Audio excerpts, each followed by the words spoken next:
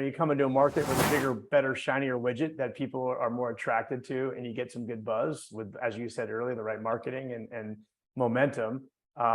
You could ultimately win the game. So Eric, why do some companies like Facebook survive and other companies like MySpace die? What do you think? I mean, we touched on this a little bit earlier, but what's your, maybe a minute or less? What do you think is the reason for that? Yeah, that's an interesting question. Some of it is frankly timing. You come into a market with a bigger, better, shinier widget that people are more attracted to, and you get some good buzz with, as you said earlier, the right marketing and momentum. You could ultimately win the game. You're seeing, we see it a lot with companies that have been around for a while that are slowly kind of phase out. There's the features, the benefits, what it's at the end of the day, what are you doing to ensure you're adapting to the needs of the consumers? How are you fulfilling what the consumer wants? And sometimes companies get so big and it's too hard to move to turn that boat around, if you will. Smaller boats are maneuver, and sometimes you get these young, when Facebook was smaller, they were able to maneuver more. They were able to understand the needs of the customers more and adapt and change.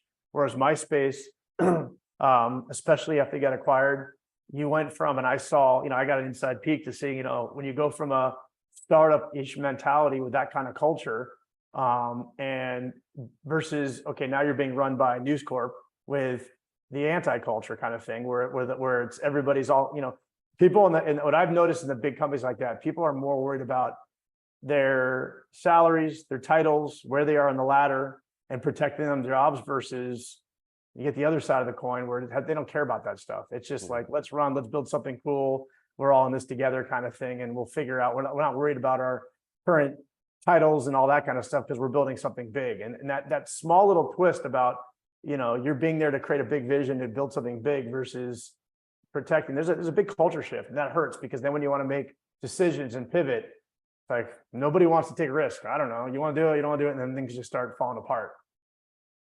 It just made me think of something in a different way. If you have, let's say, the same amount of people in a company, let's say 1,000, just to make it simple, 1,000 people, slightly shifting their mentality, their mindset to focus more on serving the community instead of themselves can be the difference between failing and success.